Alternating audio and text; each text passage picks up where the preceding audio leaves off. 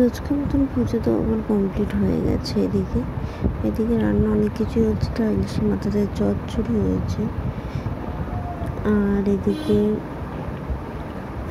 ভাতটাও হয়ে গেছে, আর এখানে ইলিশের ঝাল হয়েছিল হালকা পাতলা চেঞ্জের জন্য। ভালো আছো? ভালো আছি।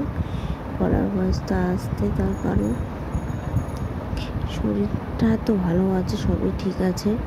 আমি ভয়েস ওভার দিচ্ছি, তার কারণ হলো যে এদিকে ওই ভয়েসটা শোনা যায়নি, একটু প্রবলেম করেছে।